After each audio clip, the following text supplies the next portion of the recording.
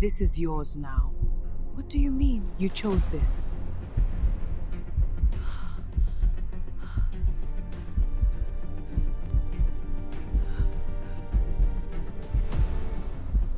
Some gifts are not gifts, especially at night. In the quiet town of Nnewi, there was one rule that every child was taught from birth. Never accept gifts at night. Not from strangers, not from friends, not even from family you don't recognize. When the sun goes down, you keep your hands to yourself. You say no. You walk away. But one young woman named Sandra thought she was too smart for old superstitions, too modern, too educated. And one night, when a stranger offered her a beautiful gift, she took it. What happened next will become a warning told in Nnewi for generations. A warning about greed, about pride, and about the things that walk among us when darkness falls. Sandra was 24 years old, beautiful, ambitious, independent. She had just graduated from university with a degree in accounting. She returned to Nnewi and got a good job at a bank in town. She rented a small but comfortable apartment. She bought herself a used car. She was doing well, very well for someone her age. But Sandra wanted more. She looked at her colleagues who drove expensive cars, who wore designer clothes, who lived in big houses, and she felt like she was moving too slowly. I didn't go to university just to live like this, she would say to her friend Susan. Susan would shake her head. Sandra, you're doing fine. You just started working. Give it time. Time. Sandra would scoff. Some people don't have time. Some people find shortcuts. Shortcuts always have a price, Susan warned.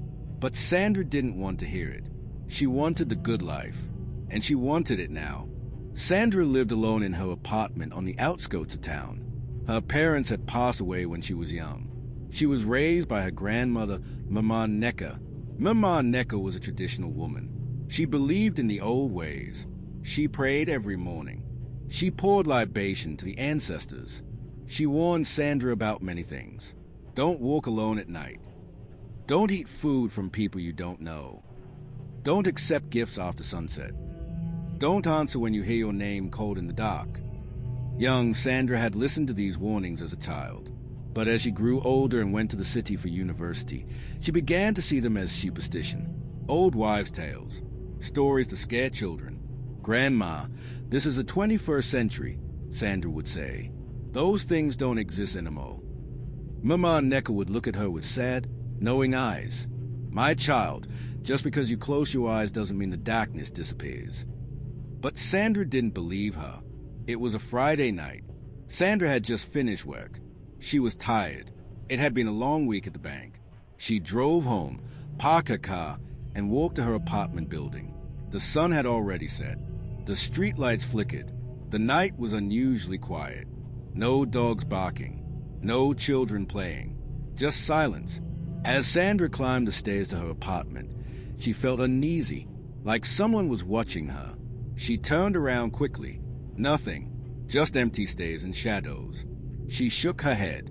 You're being paranoid, she muttered to herself. She unlocked the door and went inside. She locked it behind her, changed into comfortable clothes, made herself some instant noodles, and sat down to watch TV. At exactly 10:47 p.m., there was a knock at her door. Sandra looked up, surprised. Who would be visiting at this hour? She walked to the door and looked through the peephole. A woman stood outside. She looked to be in her 30s. Very beautiful. She wore an expensive-looking dress. Gold jewelry sparkled on her neck and wrists. She carried a large gift bag. Sandra opened the door slightly, keeping the chain lock on. Yes? Can I help you? The woman smiled warmly. Good evening, my dear. I'm sorry to disturb you so late. I'm Mrs. Okafor. I just moved into the apartment downstairs. I wanted to introduce myself to my neighbors and bring you a small welcome gift.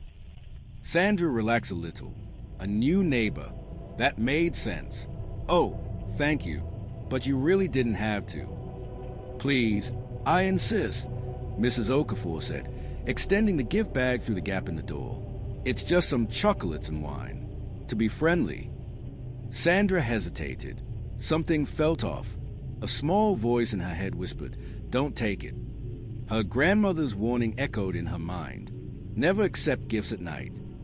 But Sandra pushed the thought away. This was ridiculous. This was a kind neighbor bringing a housewarming gift. What could possibly be wrong with that? She reached for the bag. Thank you. That's very kind of you. Mrs. Okafor's smile widened. You're very welcome, my dear. Enjoy. And then she turned and walked down the stairs. Sandra closed the door. She looked at the gift bag. It was heavy, expensive looking. She pulled out a bottle of wine. Red wine, foreign label. Then a box of imported chocolates. Then something wrapped in black cloth. Sandra unwrapped it. It was a small wooden box, beautifully carved. She opened it. Inside was a gold necklace. Stunning. Real gold. By the looks of it. Sandra's eyes widened. This must be worth a fortune, she whispered. She put it on immediately. It fit perfectly around her neck. She looked at herself in the mirror. She looked rich, elegant. This was exactly the kind of jewelry she dreamed of owning. Maybe my luck is finally changing, she said to her reflection. She didn't notice that the reflection smiled back, even though she hadn't smiled.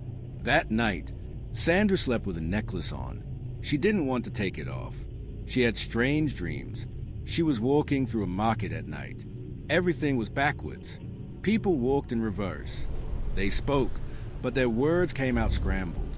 And everywhere she looked, she saw Mrs. Okafor, standing, watching, smiling. Sandra woke up at 3 a.m., sweating, her heart racing. The room felt cold, too cold for a warm night. She sat up and reached for her phone to check the time. But something was wrong. Her hand, it looked different, thinner. The skin looked duller. She turned on the bedside lamp and gasped. Her hand looked like it belonged to someone much older. The skin was wrinkled. Veins stood out prominently. Age spots had appeared. She touched her face with trembling fingers. It felt the same. Wrinkled. Saggy. She ran to the bathroom and looked in the mirror and screamed. The face looking back at her was not Hayes. It was the face of an old woman. 60, maybe 70 years old. Deep wrinkles. Sagging skin. Gray hair. But her eyes were still young. Still Sandra's eyes. Trapped in this old face. What's happening to me? She cried. She grabbed her phone and called Susan. Susan, something's wrong with me. Sandra, what's wrong? Why are you calling so late? Look, just come to my house. Please, now. Something terrible has happened. 20 minutes later, Susan arrived. Sandra opened the door. Susan's mouth fell open. Sandra, is that you? Yes, it's me. Look at me. Look what happened to my face. My hands. Susan stepped inside, shocked. What did you do? How is this possible? I don't know. I went to bed normal, and I woke up like this. Susan walked around Sandra, examining her. That's when she saw it. The necklace. Gold. Beautiful. Glowing faintly in the dim light. Sandra, where did you get that necklace? A neighbor gave it to me. Earlier tonight. She moved in downstairs. Susan's face went pale. You accepted a gift at night. What? Yes, but it was just a neighbor being friendly. Take it off. Now. What? Take it off now. Sandra reached for the necklace clasp, but her fingers wouldn't work properly. They fumbled uselessly at the back of her neck. I can't get it off. Susan tried to help, but the moment her fingers touched the necklace, she yelped and pulled back. It burned me. She showed Sandra her fingers. Red marks appeared where she had touched the gold. Sandra, this is not normal. We need to go see someone. Now. Who? The hospital. No, the hospital can't help you. We need to go see Dibia Okoli. Dibia Okoli was the oldest native doctor in Nnewi. He lived in a small compound at the edge of town. People came to him when medicine failed, when science had no answers, when the problem was spiritual, not physical. Sandra had always dismissed him as a fraud. But now, looking at her withered hands and ancient face, she had no choice. They drove through the dark streets. Sandra wore a scarf and sunglasses despite it being night. She didn't want anyone to see her like this. When they arrived at Dibia Okoli's compound, he was already waiting outside, as if he knew they were coming. He was very old, perhaps 80, but his eyes were sharp and clear. He looked at Sandra and shook his head sadly. "You took a gift at night." It wasn't a question. It was a statement. "How did you know?" Sandra whispered, "Because you are not the first, and you won't be the last. Come inside." They followed him into a small room lit by candles. The air smelled of herbs and incense. He gestured for Sandra to sit. "Show me what you received." "Just this necklace, and some wine and chocolates." "Did you drink the wine?" "No, I was going to, but I fell asleep." "Good. If you had drunk it, you would be They dead are by called the morning." night traders. Sandra's eyes They widened. offer gifts. What is When happening you to take me? them, you make a trade. Dibia Okoli This sighed. necklace You binds encountered you what we call the to break the AFO, curse. the You must night follow my traders. instructions They walk among precisely. humans after sunset, looking for the greedy, the proud, the ones who want more than they have earned. I don't understand. The woman who came to your door was not human. She was a spirit. The night traders appear as beautiful, wealthy people. They offer gifts, expensive things, things that appeal to human greed. And when you take the gift, Every hour you make a wear it, trade. you lose 1 A year of trade? life. I didn't agree to any trade. You did. The moment you accepted the gift at night, you agreed. Your youth for her gold. Your life force for her jewelry. Every hour you wear that necklace, you age 1 year. By morning, you will be ancient. By sunset tomorrow, you will be dead. Sandra began to cry, but I didn't know. I thought she was just a neighbor. Ignorance doesn't protect you from the consequences. The rules exist for a reason. Your grandmother taught you, but you chose not to listen. Susan spoke up. "Dibia, there must be something you can do. Please." He studied Sandra for a long moment. "There is one way, but it requires courage." "Anything," Sandra begged. "I'll do anything. You must return the gift. Tonight, before dawn. You must go back to your apartment and wait. The woman will return at exactly 3:33 a.m. That is when the barrier between worlds is thinnest. You must give her back the necklace and refuse her trade. That's it? Just give it back." "Not so You simple. must say it 3 times She will and not you want to must take it mean back. She will offer you more. 3:33 a.m. Money, success, love, everything you've ever wanted. You must refuse it all. You must say these exact words. I reject your trade. I reject your gifts. I reclaim my life. 3 times. If you mean it with your whole heart, the necklace will fall off. If you don't truly mean it, it will stay on, and you will die. Sandra nodded, terrified. "And if I do this, I'll be normal again." "If you do it right, yes. But hear me clearly, child. The night traders can sense desire. If any part of you still wants what they are offering, if any part of you is still greedy, they will know, and they will keep you." They drove back to Sandra's apartment in silence. Susan wanted to stay, but Dibia Okoli had been clear. Sandra had to face this alone. "I'll be right outside," Susan said, hugging her friend. "If you're not out by 4 a.m., I'm calling for help." Sandra nodded and went inside. She sat on her couch, waiting. The clock on the wall ticked loudly. 11:47 p.m., 12:30 a.m., 1:15 a.m. Every hour, she looked in the mirror, and every hour, she looked older. By 2 a.m., she looked 90 years old. Her hands shook constantly. Her back was bent. She could barely walk. At 3:30 a.m., she heard it. Footsteps on the stairs. Slow, deliberate, then a knock. 3 soft knocks. Sandra struggled to her feet and opened the door. Mrs. Okafor stood there, but she looked different now. Still beautiful, but there was something wrong with her eyes. They were completely black. No whites, no pupils, just solid black. "Good evening. Sandra," she said, her voice like honey. "How are you enjoying your gift?" Sandra's voice shook. I want to return it." Mrs. Okafor smiled. "Return it? Why would you do that?" It looks so beautiful on you. Please, I don't want it anymore. But it's yours now. We made a trade. Your youth for my gold. Fair exchange. I didn't know. I didn't agree to that. Oh, but you did. The moment you took the gift at night, you agreed. Everyone knows the rules. Your grandmother taught you, but you were too proud to listen. Sandra felt tears rolling down her withered cheeks. Please, I'm begging you, take it back. Mrs. Okafor's smile widened. I'll tell you what, I'll take it back if you do something for me. What? Bring me 3 more. 3 young women. Invite them here. Give them gifts from me, and I'll let you go. Sandra's stomach turned. She thought of Susan, of her cousins, of her co-workers.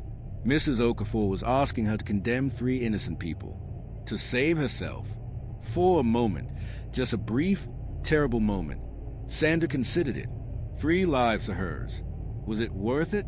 But then she remembered Dibio Coley's words. If any part of you is still greedy, they will know. She looked at Mrs. Okafor's black eyes, and she made her choice. No. Mrs. Okafor's smile faded. No. No, I won't do that. Then you will die. Maybe, but I won't take anyone else with me. Sandra took a deep breath. She remembered the words. I reject your trade. The necklace grew hot against her skin, burning. I reject your gifts. The bond breaks Mrs. tonight. Okafor's face began to change. The beautiful features melted It's away. over. Something else appeared underneath. Something ancient and terrible. I reclaim my life. Sandra said it again. I reject your trade. I reject your gifts.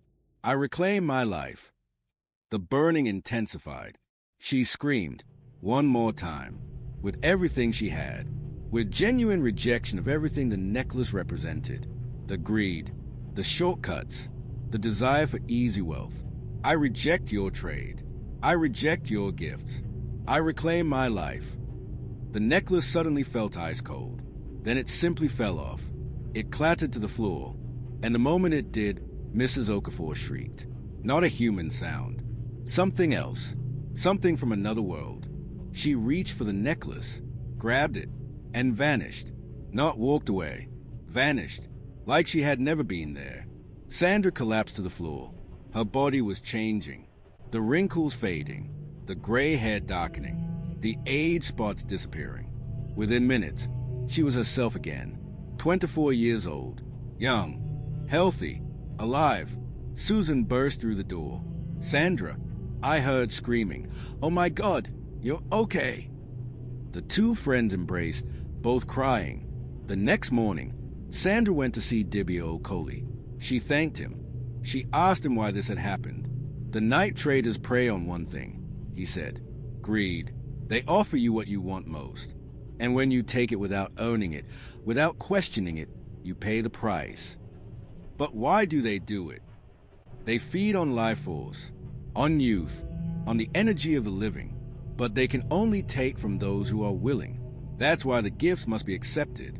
That's why they come at night, when judgment is clouded and greed speaks louder than wisdom. Sandra nodded slowly. I almost died because I wanted things I hadn't owned. Yes, and you almost condemned 3 innocent people to save yourself. But you didn't. That's why you survived. The necklace could sense your true heart, and in the end, your heart chose right. The story of Sandra spread through Nnewi. It became a new warning, a fresh reminder of the old rules. Parents told their children, never accept gifts at night. Never take shortcuts to wealth. Never trade your soul for gold. Sandra never forgot. She continued working at the bank. She saved her money. She built her wealth slowly, the right way. And years later, when she finally bought her dream car, when she moved into her dream house, when she wore expensive jewelry she had earned with her own hands, it felt different. It felt real. It felt safe. Because it was hers. Truly hers. Not borrowed from the darkness. Not stolen from her own future. Not bought with someone else's suffering. Just hers. Earned. Honest. Clean. And that, she realized, was worth more than all the gold in the world. The rules our elders give us are not superstition. They are wisdom earned through generations of experience. Sandra thought she was too modern, too educated, too smart for old warnings. But wisdom doesn't expire. Truth doesn't change with time. The night traders still walk, and they still prey on the greedy. Shortcuts always have a price. Sandra wanted wealth without work, success without struggle, and she almost paid for it with her life. The things that come easy are rarely good, and the good things rarely come easy. Not everything that glitters is gold. The necklace was beautiful. The woman seemed kind, but both were traps. Learn to recognize danger even when it wears a smile. Greed blinds us to warning signs. Sandra's grandmother warned her. Her instincts warned her. Even at the door, something told her not to take the gift. But her desire for wealth was louder than her wisdom. Never let greed silence your intuition. True wealth is earned, not given. When Sandra finally achieved success the right way, it meant something. It was secure. It was real. It couldn't be taken away by spirits or curses. Work for what you want. The waiting makes it sweeter. Sometimes sacrifice is necessary. Sandra was offered an easy way out. Trade 3 lives for hers. She refused, and that refusal saved her. Sometimes the right choice is a hard choice, but it's always a choice that lets you sleep at night. Thank you so much for watching this story. If this story gave you chills, if it made you think twice about accepting things too easily, please subscribe and turn on notifications. These stories are not just tales to scare you. They are warnings. They are lessons our ancestors learned the hard way so we wouldn't have to. Tonight, before you go to bed, I want you to think about something. What shortcuts are you taking in your life? What are you accepting without questioning where it came from? What are you so desperate to have that you're willing to ignore the warning signs? Success that comes too easily is often a trap. Wealth that appears overnight usually disappears just as fast. And gifts from strangers, especially at night, are never really free. There's always a price. The question is, are you willing to pay it? Sandra almost paid with her life. She almost paid with her soul. She almost condemned 3 innocent people, all for a gold necklace she didn't earn. Don't be like Sandra. Work for what you want. Build it slowly. Build it right. And when you finally achieve it, you'll sleep peacefully. No spirits coming to collect. No debts in the darkness. Just honest success that you earn with your own hands. And remember the old warnings. They exist for a reason. Never accept gifts at night. Never take shortcuts that seem too good to be true. Never trade your integrity for temporary gain. The night traders are still walking, and they are looking for the greedy, the proud, the impatient. Don't let them find you. Stay humble. Stay patient. Stay wise. I'll see you in the next story. And please, if someone knocks on your door at night offering gifts, close the door, say no, and walk away. Your life might depend on it. Bye-bye. My name is Joseph, and I share African stories and folktales that carry deep lessons. If you enjoyed this story, please click the subscribe and turn on notifications so you don't miss the next one. I'll see you in the next video. Stay safe, stay wise. Bye-bye.